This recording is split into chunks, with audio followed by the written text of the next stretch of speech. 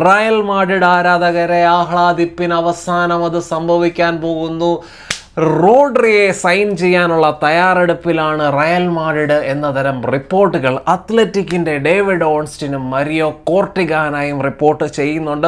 അപ്പം ഇത്രയും ക്രെഡിബിളായിട്ടുള്ള രണ്ട് ജേർണലിസ്റ്റുകൾ ആദ്യമായിട്ടാണ് റോഡ്രിയും അതേപോലെ തന്നെ റയൽ മാഡ്രിഡും തമ്മിലുള്ള ആ ഒരു ലിങ്ക്സിനെ ന്യായീകരിച്ചുകൊണ്ട് റിപ്പോർട്ട് ചെയ്യുന്നത്. ഇത് ശരിക്കും പറഞ്ഞു കഴിഞ്ഞാൽ ഇതിന് മുകളിൽ വേറൊരു ജേർണലിസ്റ്റുകൾക്ക് പറയാനൊന്നുമില്ല. അത്രയും ക്രെഡിബിളായിട്ടുള്ള രണ്ട് പേരാണ് ഇപ്പോൾ ഈ ഒരു റോഡ്രിയെയും അതേപോലെ തന്നെ റയലിനെയും തമ്മിൽ ലിങ്ക് ചെയ്തിരിക്കുന്നത്. അതുകൊണ്ട് തന്നെ ഫ്ലോറന്റീനോ പെരസ് എന്ന് പറയുന്ന മനുഷ്യനായിരുന്നു ഈ ഒരു റോഡ്രിയെ റയൽ സൈൻ ചെയ്യുന്നതിലുള്ള ഏക തടസ്സം. അതും മാറിയിരിക്കുന്നു.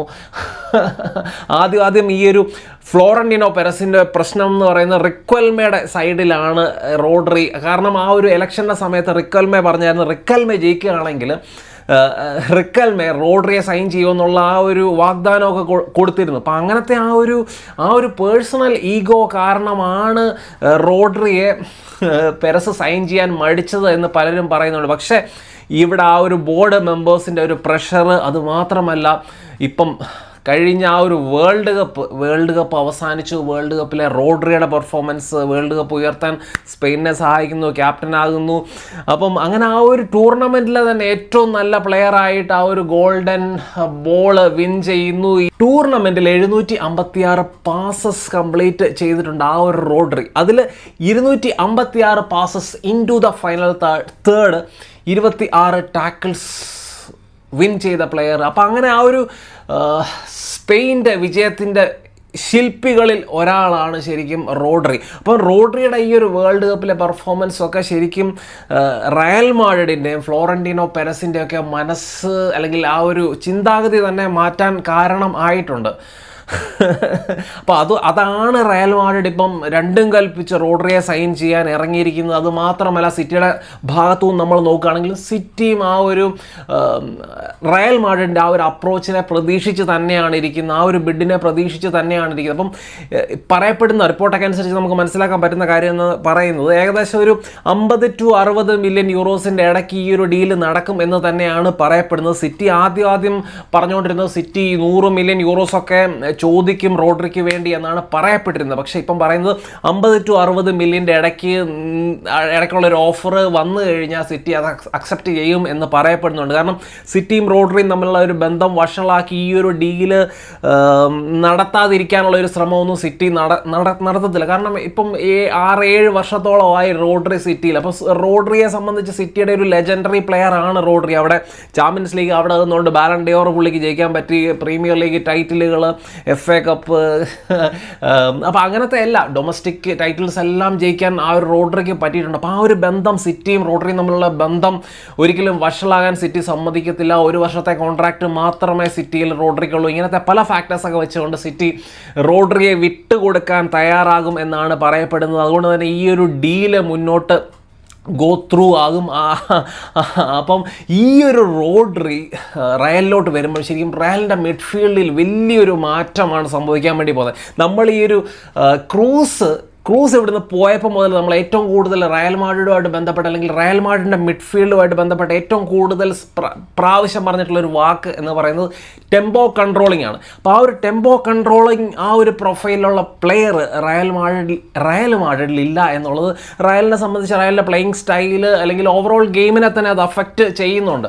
അപ്പം ട്രെൻഡിനെയൊക്കെ സൈൻ ചെയ്ത് അതിനെ ഒരു പരിധി വരെ ടാക്കിൾ ചെയ്യാനുള്ള ശ്രമമൊക്കെ റയൽ നടത്തി. പക്ഷേ അതിനെ ഒന്ന് എഫക്റ്റീവായിട്ട് ടാക്കിൾ ചെയ്യാൻ റയലിന് പറ്റിയിട്ടില്ല. അപ്പോൾ റോഡ്രി എന്ന് പറയുന്നത് ശരിക്കും റയൽ മാഡ്രിഡിൻ്റെ ആ ഒരു മിഡ്ഫീൽഡിൻ്റെ മിസ്സിംഗ് പീസ് ഓഫ് ജിക്സോ എന്ന് പറയുന്ന ആ ഒരു പ്ലെയറാണ്.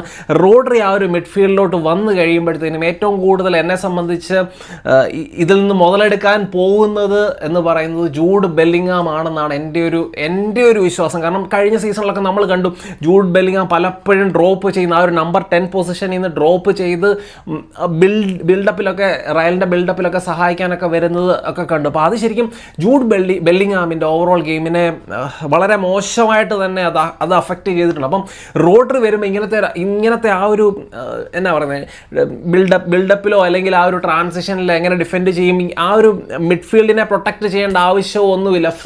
ഫ്രീ മൈൻഡായിട്ട് ജൂഡ് ബെല്ലിംഗ്ഹാമിന് കളിക്കാം.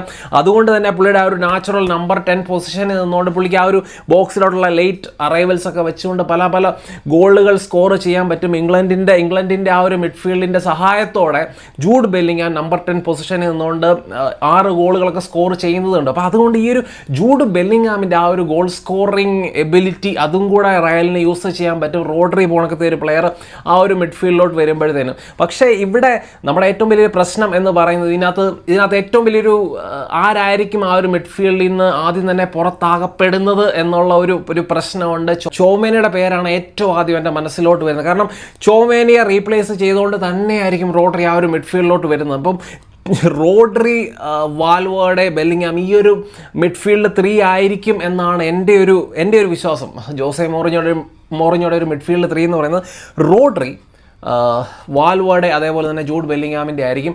പക്ഷേ ഒരിക്കലും ചോമേനി ഈ ഒരു സീസണിൽ റയൽ വിൽക്കും, റോഡ്രി വന്നാലും വിൽക്കും എന്ന് എനിക്ക് തോന്നുന്നില്ല. ഓൾറെഡി ആ ഒരു കോൺട്രാക്ട് എക്സ്റ്റൻഷനൊക്കെ ചോമേനിയായിട്ട് നടത്തിയിട്ടുണ്ട്. അതുകൊണ്ട് തന്നെ യുണൈറ്റഡ് ആരാധകൻ എന്നുള്ള രീതിയിൽ എൻ്റെ ഒരു പ്രതീക്ഷ എന്ന് പറയുന്നത് ചോമേനി വിൽക്കുമെന്നാണ്. പക്ഷേ ഒരിക്കലും ചോമേനിയെ കിട്ടണം എന്നാണ് എൻ്റെ ഒരു പ്രതീക്ഷ. പക്ഷേ ചോമേനിയെ റയൽ വിൽക്കും എന്നുള്ള യാതൊരു പ്രതീക്ഷയും എനിക്കില്ല. കാരണം നമുക്ക് എല്ലാവർക്കും അറിയാം റോഡ്രിക്ക് ആ ഒരു ഇഞ്ചുറി കൺസേൺ ഉള്ള പ്ലെയറാണ്. പ്രത്യേകിച്ച് റോഡ്രിക്ക് ആ ഒരു ACL ഇഞ്ചുറി വന്നതിന് ശേഷം ACL ഇഞ്ചുറി ആയ ആ ഒരു 2024-25 സീസണിൽ പുള്ളി ഏകദേശം 57 മത്സരങ്ങൾ മിസ് ചെയ്തു. കഴിഞ്ഞ സീസൺ 25-26 സീസണിലും ഏകദേശം 25 മത്സരങ്ങൾ പുള്ളി മിസ് ചെയ്തു. കുറച്ചൊരു ഇഞ്ചുറി പ്രോൺ പ്ലെയർ ആണ് റോഡ്രി. അപ്പോൾ അതുകൊണ്ട് തന്നെ റോഡ്രിയെ മാത്രം വിശ്വസിച്ചുകൊണ്ടൊരു സീസണിൽ ഇറങ്ങുക എന്ന് പറയുന്നത് ഭയങ്കര ബുദ്ധിമുട്ടുള്ള കാര്യമാണ്. റയൽ ഒരു സീസണിൽ ഏകദേശം 60 മത്സരത്തോളമൊക്കെ കളിക്കേണ്ടി വരും. റയലിന് ചാമ്പ്യൻസ് ലീഗ്, ലാ ലീഗ, അതേപോലെ തന്നെ ഡൊമസ്റ്റിക് മത്സരങ്ങൾ, അപ്പം കോപ്പ ഡെൽറേ, സൂപ്പർ കോപ്പ, അപ്പോൾ അങ്ങനത്തെ പരിപാടികളൊക്കെ ഉള്ളത് കൊണ്ട് ചോമേനിക്കും അതേ ആവശ്യത്തിനുള്ള അവസരങ്ങൾ കിട്ടും. പ്രത്യേകിച്ച് ഈ റോഡ്രിയുടെ ഒരു ഇഞ്ചുറി കൺസേൺ, അതും റയൽ റോഡ്രിയെ സൈൻ ചെയ്യാതിരിക്കാനുള്ള അല്ലെങ്കിൽ ആദ്യം ചെയ്യാനുള്ള ഒരു മടി കാണിച്ചില്ല. അതിനുള്ള മെയിൻ കാരണങ്ങളിലൊന്ന് ആ ഒരു ഇഞ്ചുറിയുടെ ആണെന്നും പറയപ്പെടുന്നുണ്ട്. പക്ഷേ അതുകൊണ്ട് തന്നെ ചോമേനി വലിയൊരു ഫാക്ടറായിരിക്കും ആ ഒരു റയൽ ടീമിനുള്ളിൽ എന്നാണ് എൻ്റെ ഒരു വിശ്വാസം. ചോമേനി ഒരിക്കലും ഇവർ വിൽക്കത്തില്ല. ഈ ഒരു മിഡ്ഫീൽഡിൽ ഒരു അധിക പറ്റായിട്ട് എനിക്ക് തോന്നുന്നത്, പ്രത്യേകിച്ച് ഈ റോഡ്രിയുടെ വരവോടെ അധിക പറ്റാകാൻ പോകുന്നത് കമവിംഗ ആയിരിക്കും. പ്രത്യേകിച്ച് കമവിംഗ പോണക്കത്തെ ഒരു പ്ലെയറിനെ മാർക്കറ്റിലോട്ട് വെച്ച് കഴിഞ്ഞാൽ മേടിക്കാൻ ആൾക്കാർ വരും, പ്രൈസ് കിട്ടും. ആ ഒരു പ്രൈസ് വെച്ചുകൊണ്ട് റോഡ്രിയെ മേടിക്കാം, ആ ഒരു ഫണ്ട് ജനറേറ്റ് ചെയ്യാൻ പറ്റും എന്നുള്ള ഒരു കാര്യം കൂടെ ഉണ്ട്. അതുകൊണ്ട് തന്നെ എന്നെ സംബന്ധിച്ച് റയൽ വിൽക്കുകയാണെങ്കിൽ കമവിംഗ ആയിരിക്കും വിൽക്കാൻ വേണ്ടി പോകുന്നത്. അപ്പോൾ കമവിംഗ പോണക്കത്തെ ഒരു പ്ലെയർ മാർക്കറ്റിലോട്ട് വരുമ്പോൾ യുണൈറ്റഡ് പോണക്കത്തെ ടീമുകൾ ഇൻട്രസ്റ്റഡ് ആകണം. എൻ്റെ ടീം യുണൈറ്റഡ് രണ്ടും കൽപ്പിച്ച് കമവിംഗയ്ക്ക് വേണ്ടി ഇറങ്ങണം. കമവിംഗയുടെ ഒരു പ്രൈസ് എന്ന് പറയുന്നത് ഏകദേശം 45 to 50 million യൂറോസിൻ്റെ ഇടയ്ക്കുള്ള ഒരു പ്രൈസ് ആയിരിക്കും എന്നാണ് പറയപ്പെടുന്നത്. അപ്പോൾ കമവിംഗ എന്ന് പറയുന്ന പ്ലെയറിനെ നമ്മൾ ഏറ്റവും കൂടുതൽ ലിങ്ക് ചെയ്യുന്നത് ബലേബ ആയിട്ടാണ്. ബലേബ ആയിട്ട് തന്നെ കമ്പയർ ചെയ്ത് നോക്കിയേ, ഈ ഒരു ഓവറോൾ എബിലിറ്റിയുടെ കാര്യത്തിൽ ബലേബായും ഈ ഒരു കമവിംഗയും തമ്മിൽ യാതൊരു കമ്പാരിസണും ഇല്ല. അത്രയ്ക്കും ഏബിളായിട്ടുള്ള പ്ലെയറാണ് കമവിംഗ. പക്ഷേ കഴിഞ്ഞ സീസണൊക്കെ കുറച്ച് മോശമാണ്, ഫോം ഔട്ടാണ്. അതുകൊണ്ട് തന്നെ വേൾഡ് കപ്പ് സ്ക്വാഡിൽ പോലും വരാൻ പറ്റിയില്ല. അതൊക്കെ സത്യമാണ്. പക്ഷേ കൺസിസ്റ്റൻ്റ് ആയിട്ട് ആ ഒരു ഗെയിം ടൈം പുള്ളിക്ക് ആ ഒരു ഒരേ പൊസിഷനിൽ പുള്ളിക്ക് അവസരങ്ങൾ കൊടുക്കുകയൊക്കെ ചെയ്തു കഴിഞ്ഞാൽ പുള്ളി ഇമ്പ്രൂവ് ആകും എന്ന് തന്നെയാണ് എൻ്റെ പ്രതീക്ഷ. അത് മാത്രമല്ല, മിഡ്ഫീൽഡിൽ മാത്രമല്ല ലെഫ്റ്റ് ബാക്കായിട്ടൊക്കെ കളിക്കാൻ പറ്റുന്ന തരം പ്ലെയറാണ്. പ്രത്യേകിച്ച് നമ്മുടെ യുണൈറ്റഡിൻ്റെ മിഡ്ഫീൽഡിൽ ഇപ്പോൾ ആന്ദ്രേ സാന്റോസിൻ്റെ കൂട്ടത്തിലായാലും കോബി മേനുവിൻ്റെ കൂട്ടത്തിലൊക്കെ ആണെങ്കിലും കോംപ്ലിമെൻ്റ് ചെയ്യുന്ന തരം മിഡ്ഫീൽഡറാണ് കമവിംഗ. പക്ഷേ ഒരു പ്രശ്നം എന്താണെന്ന് വെച്ച് കഴിഞ്ഞാൽ യുണൈറ്റഡിൻ്റെ ബിൽഡപ്പ് ഫേസിൽ യുണൈറ്റഡ് ഒരിക്കലും കമവിംഗ യൂസ് ചെയ്യരുത്. ഒരു നമ്പർ 8 ബോക്സ് ടു ബോക്സ് മിഡ്ഫീൽഡറായിട്ട് മാത്രമേ യൂസ് ചെയ്യാൻ പാടുള്ളൂ. അപ്പോൾ ആ ഒരു ബിൽഡപ്പിന് സാന്റോസോ അല്ലെങ്കിൽ കൂട്ടത്തിൽ കളിക്കുന്ന സാന്റോസ് അല്ലെങ്കിൽ കോബി മേനുവിനെ ആയിരിക്കണം യൂസ് ചെയ്യുന്നത്. അങ്ങനെ ഇവരെയൊക്കെ കോംപ്ലിമെൻ്റ് ചെയ്യുന്ന തരം മിഡ്ഫീൽഡറാണ് കമവിംഗ.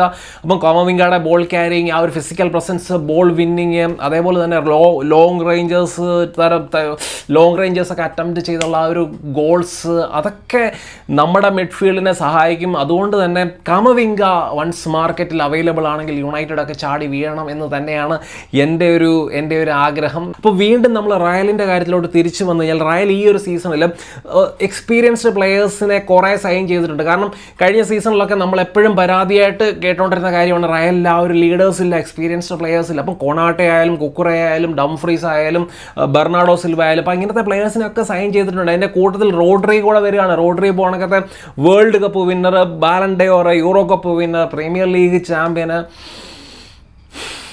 സ്പെയിൻ്റെ ക്യാപ്റ്റൻ. അപ്പോൾ ആ ഒരു ലീഡർഷിപ്പ്, എക്സ്പീരിയൻസ്, വിന്നിങ് മെൻറ്റാലിറ്റി ഇതെല്ലാം റോഡ്രി അതേപോലെ തന്നെ ഈ പ്രാവശ്യം വന്ന ഞാൻ പറഞ്ഞ ആ ഒരു പ്ലെയേഴ്സൊക്കെ റയലിലേക്ക് കൂടുതലായിട്ട് ആഡ് ചെയ്യുന്നുണ്ട്. ഇത് റയലിനെ വേറൊരു എന്നാ പറയുന്നത് ഒരു ടൈറ്റിൽ ചലഞ്ചിങ് അതേപോലെ തന്നെ ചാമ്പ്യൻസ് ലീഗിലും വളരെ ഇമ്പോർട്ടൻ്റ് ടീമാക്കി മാറ്റും, ആ ഒരു ട്രോഫി ചലഞ്ചിങ് ടീമാക്കി മാറ്റും എന്ന് തന്നെയാണ് എൻ്റെ വിശ്വാസം. അപ്പം നിങ്ങളുടെ അഭിപ്രായങ്ങൾ തീർച്ചയായിട്ടും ചെന്നം കമൻസ് ആയിട്ട് ഇടാൻ പറ്റുന്ന നല്ല വീഡിയോ ഇടണം.